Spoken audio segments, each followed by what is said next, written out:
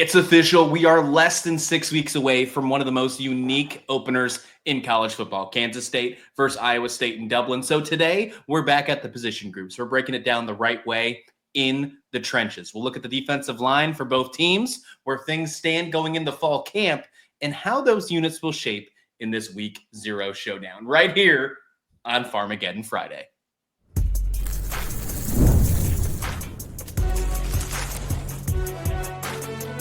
You are Locked On College Crossover, part of the Locked On Podcast Network.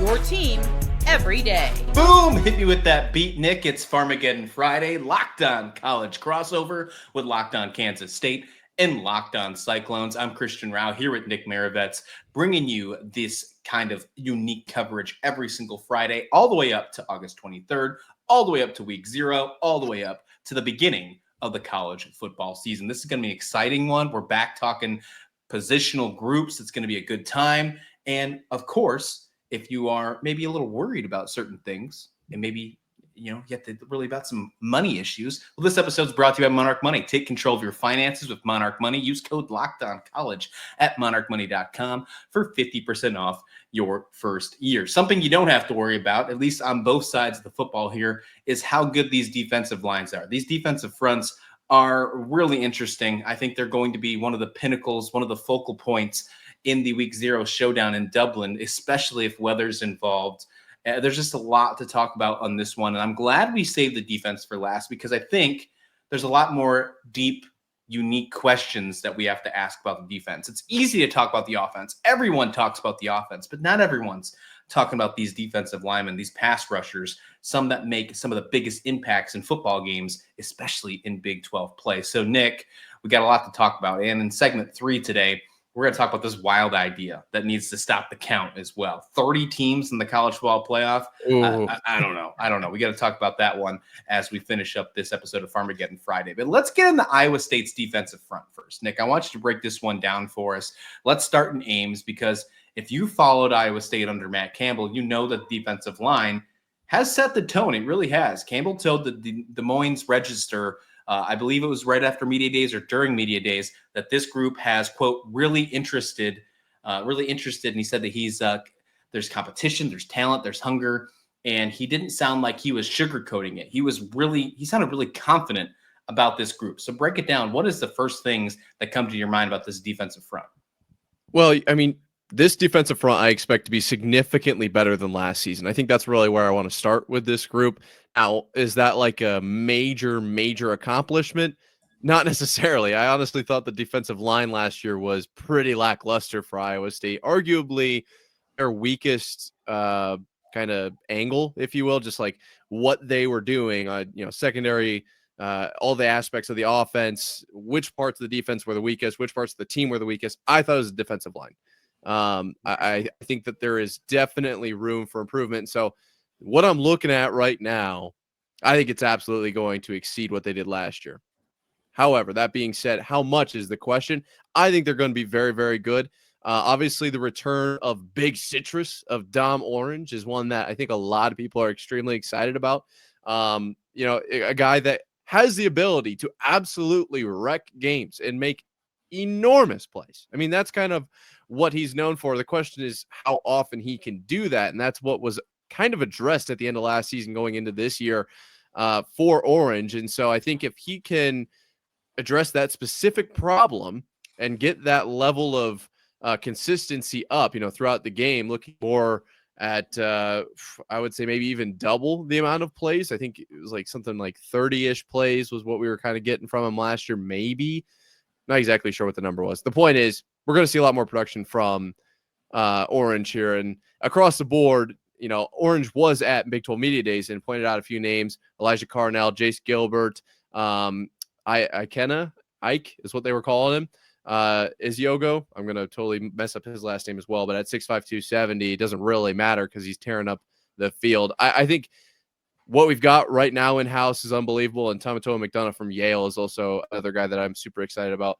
Across the board, I think this Iowa State defensive line is significantly better than last season. Probably should go on record that this is like an all-name position group for both Iowa State and Kansas State. So there will probably be a time where we mess up a name on this episode. It is not on purpose. I apologize. I even have the media guide up, and I probably will mess it up for Kansas State. So you mentioned a lot of names, Nick. Obviously, there was Orange, who was at media days. He mentioned a lot of other players. Who do you think the tone setter is going to be? The guy that Kansas State absolutely has the game plan for in Week 0 in Dublin? I feel like I'm not allowed to answer this. Like, I don't want Kansas State to see this and be like, that's who it is. Are you on? Oh, you're on the payroll. Is that what you're trying to say? I mean, I wish I was, that's for certain. Because, this is one that I don't know if a lot of people are going to pick this guy. This is kind of the same thing as what we were talking about with the tight ends. Remember, I kept saying like Cooper Alexander. I'm going Tomato McDonough from Yale. I am very excited to see what he can do for Iowa State. Dominated the Ivy Leagues. And Dom Orange at media days said that he is, quote, a specimen. That's not a title that just gets thrown around. Said he moves well, he moves smooth. So just based on that, I mean, the size of Tomato McDonough, and honestly, the smoothness of the name. Like, what a name. I have no doubt in my mind. Exactly. This kid could be absolutely electric for Iowa State. Will he be the tone setter against Kansas State? I think so. But it obviously could be Dom Orange coming back with a little bit of a vengeance, fresh at the beginning of the season, wanting to basically the reason he's coming back is to put out good tape. And if you don't put out good tape in game 1, like, what's the rest of the season look like? So it could be either one of those two. I am leaning McDonough though. Well, depth's always a big strength of Iowa State. That's something that we've known. Depth's a big win at both of these schools, in my opinion. And you're talking about a guy that could potentially not be the main guy. You said a lot of people might not say that. So when you think of potential second line or breakout names, you bring up him. That's quite interesting. And coming from Ivy League, going to the Power 4, that's quite a step. So we'll see what he can do from there. Where does this unit stack up compared to the Cyclones of the past, maybe 2023 or getting to the Big 12 championship in 2024? Where would you say this unit stacks up? You weren't very high on them last year, although you still found a way to battle for Dr. Pepper. Do you feel a little bit more confident, just like Campbell does, in this group heading into the new season?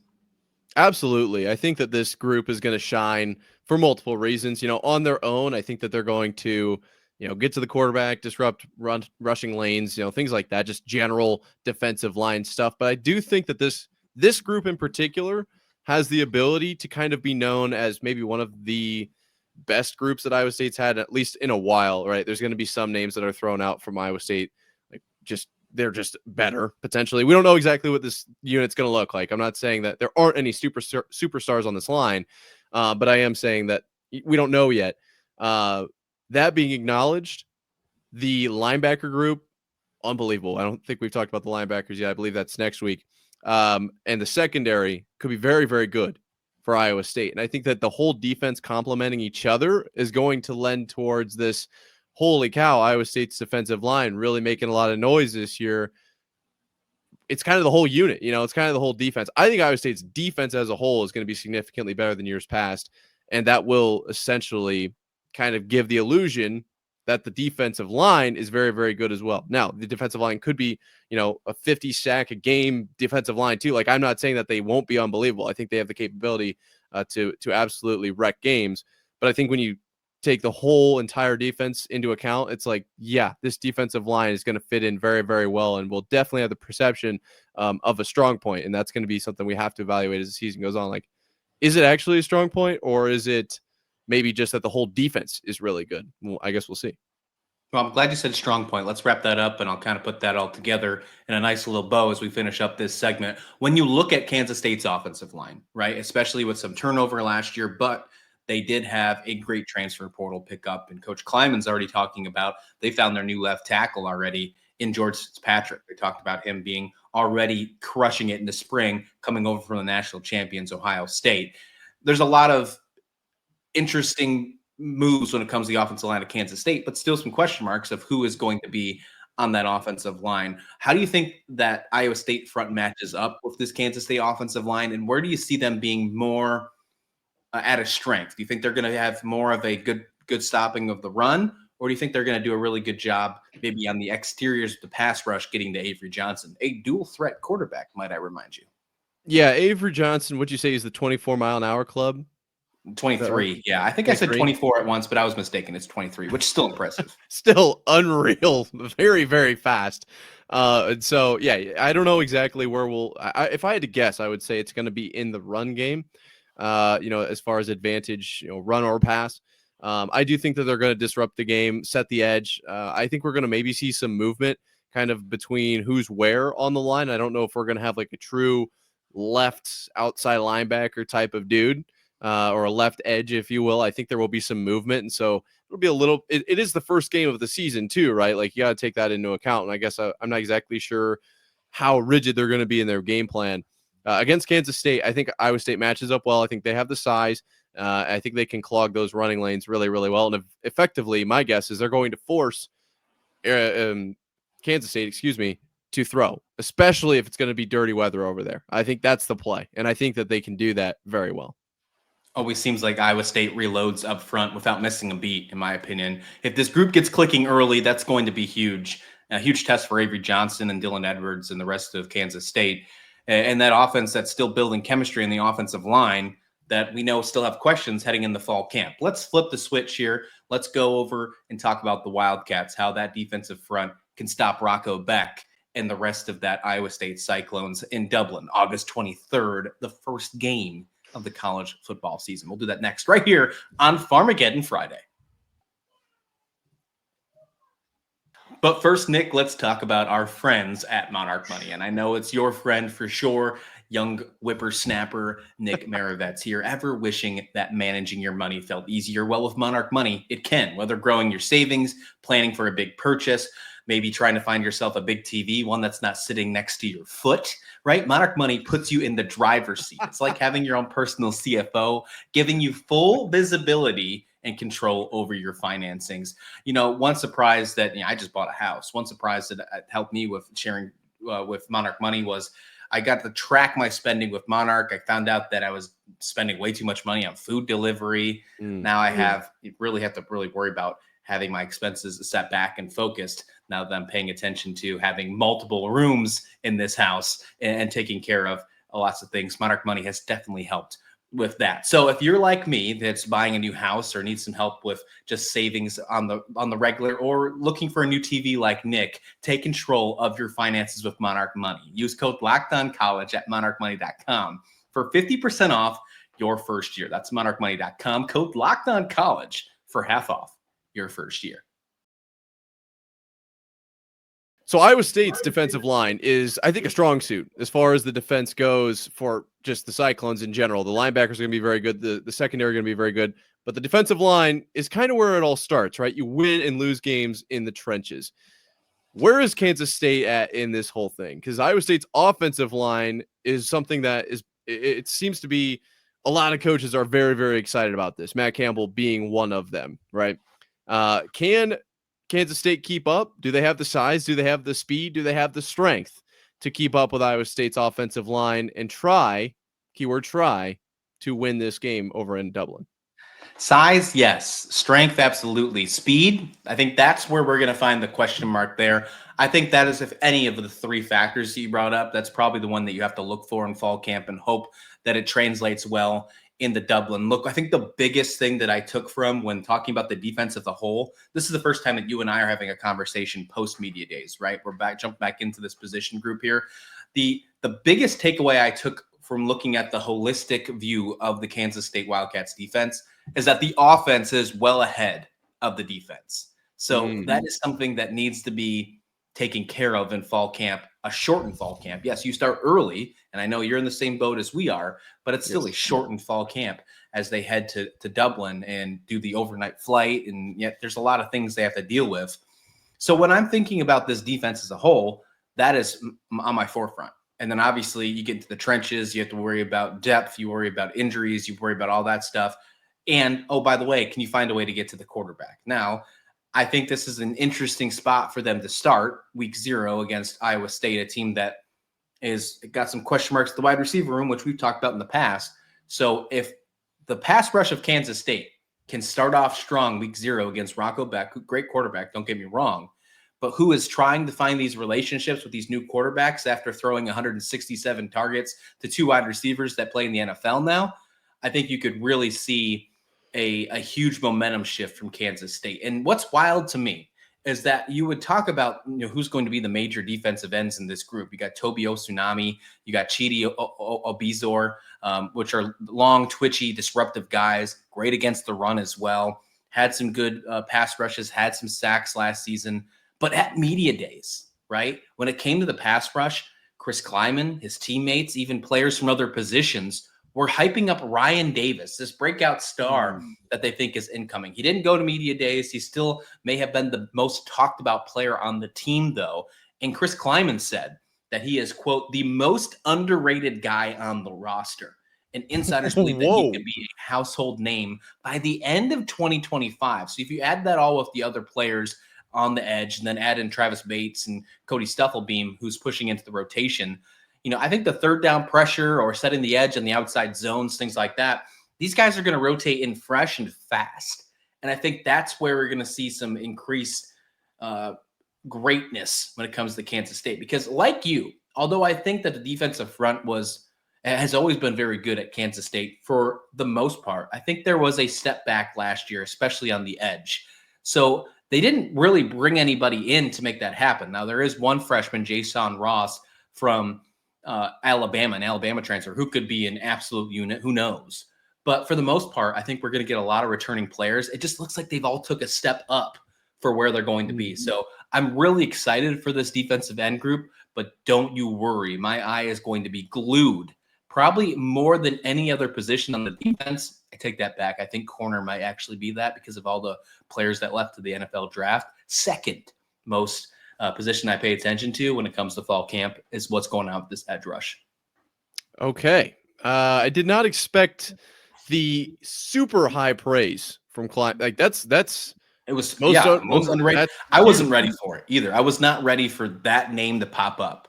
Like I did an episode in the past about the defensive ends. I don't think I brought his name up once. So wow. So keep an eye out. Keep an eye out for him. I am curious. Returners is a big deal. Arizona State returns, I believe, the most starters in the Big 12. A lot of people, as the Big 12 champion, are taking them as like either top one, top two in this league. Those returners on the defensive line that you're talking about, I'm curious. What can they do this year differently than last year to elevate their game? Because Dom Orange for Iowa State, he's coming back. He's got to change a few things to get better. There are some things on the field, but for him, it is more just about like playing more snaps at 100%. Like you just got to give effort more during the game. He's very solid at what he does, but he just doesn't do it as much. Where do you think this sits for the Kansas State line for those guys returning? What can they do differently this season? However you want to take this question, to be completely honest, to elevate their game in comparison to last year. Honestly, I would mostly agree with what you have to say right there, and just about effort, and it's about consistency. When you talk about the pass rush and the defensive interior of Kansas State, look, the secondary got exposed a lot last season, and we like to blame the secondary, but when you look back at it, hindsight and big picture, multiple players from that secondary were drafted in the 3rd and 5th round of the NFL draft. It wasn't those players that were the only issue. We were putting them on an island. We were having some issues when that came, whatever the case may be. It was because of the lack of pressure, and we'll get to the linebacker talk next week as well. I think there was obviously some woes and some speed issues there as well, which we'll talk about next week. But on the defensive front side, I've already kind of got to the pass rush. They have to get there faster. They got to be more consistent. They can't take plays off. They got to make sure that they're getting to the quarterback, or at least getting pressure on the quarterback every single play, and fast, not getting the secondary, a chance for the wide receivers to get away from them. Make sure that the separation doesn't happen because there's so much pressure right away. It's just impossible for separation to occur. In the interior defensive line, and I think running, especially if there's inclement weather, running game Kansas State, for some reason, stopping the run when there's any type of inclement weather, and I'm looking right at an Iowa State guy who knows exactly what I'm talking about, Farmageddon a few years ago in the snow. For some reason, it just doesn't work out. And we're going to Dublin, Ireland, and you think about the potential rain that could happen there. But Uso Samalu, again, I'm probably butchering these names, and I apologize so much, but he's the anchor in the middle, at least one of the anchors in the middle. There's a lot of veteran presence coming back for Kansas State in the defensive front. He's a former starter. He lost his job last year, but now I think he's back and better than ever. Coaches say that this was his best offseason yet. So we're getting a lot of hype from this defensive front. And he's moving bodies again, which is great. His presence at defensive tackle allows those edge rushers to get wide and hunt, which is exactly what you need when you're looking for that pass rush. I will say this, when it comes to the defensive front, when it comes to the edge rush and the defensive tackle, I want to see more. And I want to see more storylines, some more film in fall camp to see if it's really the true statement. And we're probably not going to get that until we actually see it live week 0. But I'm going to hold back a little bit. And I might be playing this too safe, but there's been a lot of hyperbole over the last couple weeks of this media days of how great everybody's best shape in my life season, right? So I think we're in that point. And the defensive front is what makes me like, all right, hang on a second. Let me hold back. So I want to see what we see from fall camp. But either way, I got to see consistency. I got to see more effort. If that happens, we don't have to worry about the issues of secondary. The speed of the linebackers probably don't matter either, which we'll talk about next week. But lots of things here. But I agree with you. Consistency and effort. Absolutely. I mean, when you talk about the impact that the line has on the secondary, it's kind of similar to the offensive line and the quarterback. If anyone's played college football 26, the offensive line, really, really rough. Makes your quarterback look like he doesn't know what he's doing out there. He's just throwing the ball around. No, these groups all are synergistic. They all act together, offensive line to quarterback to wide receivers. It's a team game, secondary to linebackers to defensive line. We'll see how it all plays out. The question is, if Kansas State didn't even send out a defensive line at all, didn't even send out one of them, could they make a 30-team college football playoff? I guess we'll find out coming up right after this.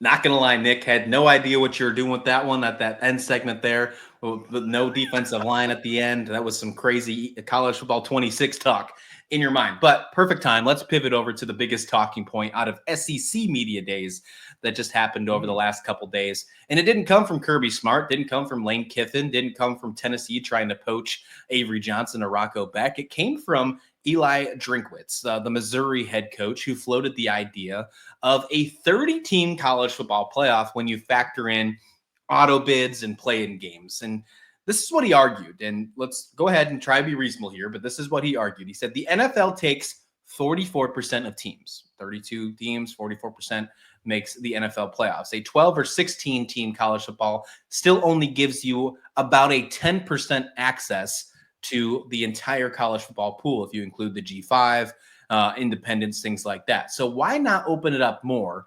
And he says, quote, 30 fan bases excited, 30 programs with access. Nick, I'm going to start with you. When you saw this, what was your gut reaction to 30-team college football playoff? I feel like every time I see one of these things, I'm like, man, I just wanted a roller coaster of emotions. Maybe that's just who I am. I'm not entirely sure because I see 30 teams and I'm like, this is ridiculous. What are we talking about? Then I read his argument. And I'm like, that does actually kind of make sense. Then I come back down to earth and I'm like, 30 teams? Jiminy creaminy. Why aren't we just having the entire season be a bracket? I just like, what is the limit? And that's exactly what we were talking about when we expanded from 4 to 12. Immediately, the conversation was, well, we know we're not stopping at 12. So why did we even go to 12? What is this little checkpoint that we're doing here? I don't understand. Okay, so we're going to 16 or 14 or whatever it is. As soon as that goes into effect, 32 is on the table. Why not just double it from 16? Like, honestly, it's crazy, but is it that far-fetched? Like, is that not possible in the next 10 to 15 years? I don't love it. But I don't think it's impossible. I don't like the argument of saying, well, basketball does it, because basketball can play more than once in a week. I don't think you can do that with college football. Maybe you can play every 5 days. Maybe, like you can play on a Saturday and maybe a Thursday. That's still pushing it, in my opinion, when you're trying to get ready for prep and heal. It's a different kind of world compared to college basketball. So I don't see how it's logical unless you're going to try and play until March. And then if you do, then college basketball on both men's and women's, it's not going to get any coverage anywhere. I mean, after the bowl games, after the national championship and the first week of January, it's all college basketball season for February and March and a little bit of April. And that's where they get all that revenue. So if college football takes that over, then you would either have to push away from revenue and NIL, especially with this new revenue cap of giving money to basketball schools or basketball programs, or push the basketball schedule to the right. So there's a lot of logistic things I just don't think would work out with a 30 or 32 team playoff. Unless they shortened the college football season, unless they started more to the left, maybe they started at the beginning of August instead of the end of August. That might make more sense. But either way, it's wild to me. But let's just play devil's advocate. Let's say it happens. Let's say we get 30 teams. Good old Eli gets his wish come true. And would this help teams like Kansas State or Iowa State stay in the national conversation with like an 8-4, 9-3 season like they've had over the past couple seasons? I know you got your first double-digit win in the past, but hey, look, you're more of those non-double digits in the past as well. So when it comes to 8-4, 9-3 kind of seasons, if you have a 30-team win, 8-4 might get you in. 9-3 is going to definitely get you in on a 30-team at-large season for sure. I think the question, I agree. I think the question becomes, what is the bottom that people are getting in with? Like, is it bowl eligible? Like, no, but what is it? You know, once we establish that line, I believe it was Josh Pate that said it. I didn't see the whole thing, but I believe what he was saying was Iowa State could be 11 wins again next season, no problem. 9 or 10 wins, like very reasonable. That's kind of the new expectation for Iowa State.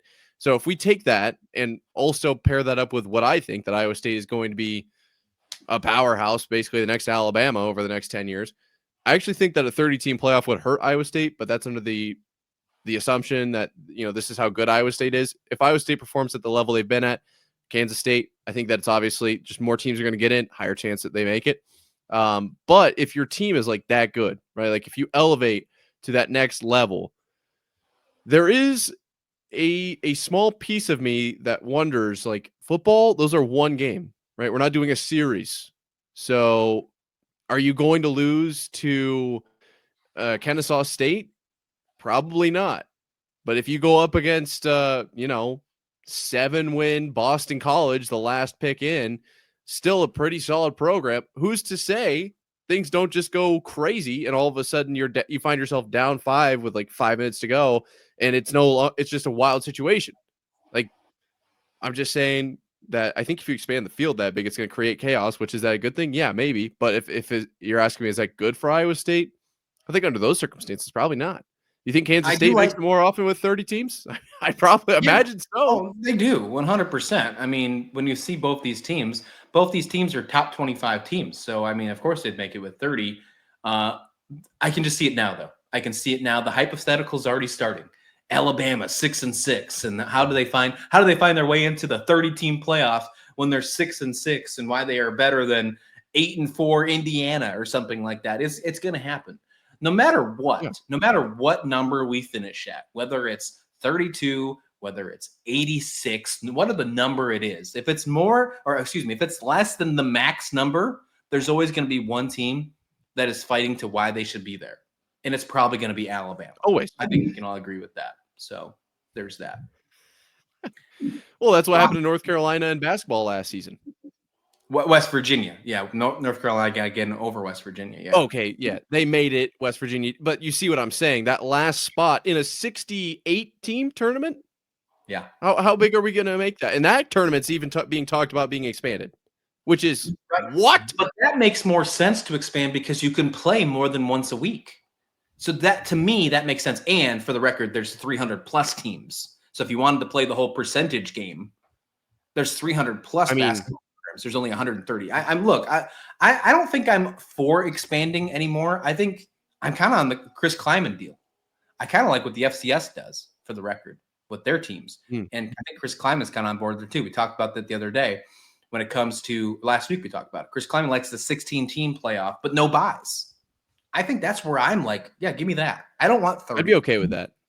And look, we're going to probably get 16 for 1 year, and then they're going to be ready to expand again because that's all they like to talk about in the offseason of how can they get more money and how can they get more teams in. Because when it's all said and done, it's not about getting fans excited anymore. It's about how much money can we bring in to these conferences. And Hey, for the record, the Big 12 is one of those. So it's not like we can just pretend that it's only the other two conferences, the SEC and the Big 10, doing this stuff. Although we love to do that, it's exactly what's going on. So 30 teams would have been fun to have Kansas State in, Iowa State in. Absolutely.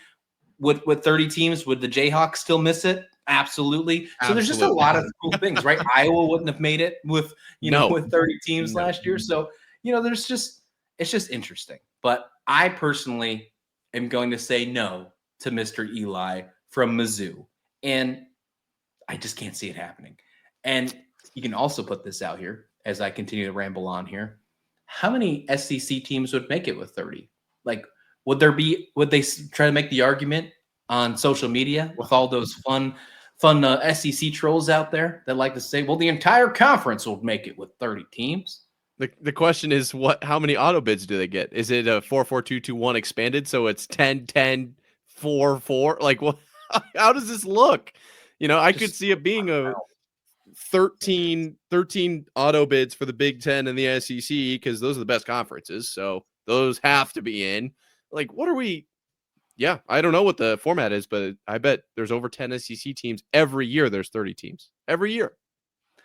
Well, if they have that many auto bid teams in, and Oklahoma State still beats Arkansas, and they still can't get a win against any Big 12 school, then we better put 0-9 Big 12 Oklahoma State in that 30-team playoff if they're giving that many to the SEC. Nick, let's get on out of here. Good talk today.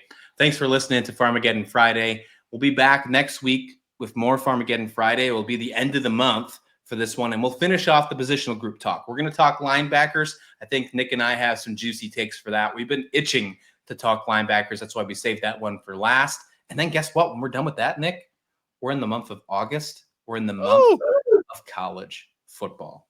Plenty of stuff to talk about in the future here. Thank you so much for listening. Please like the video. Please subscribe. And this has been Farmageddon Friday. Iowa or Kansas would not make it in 30 games. Iowa would have made it the last 30 years.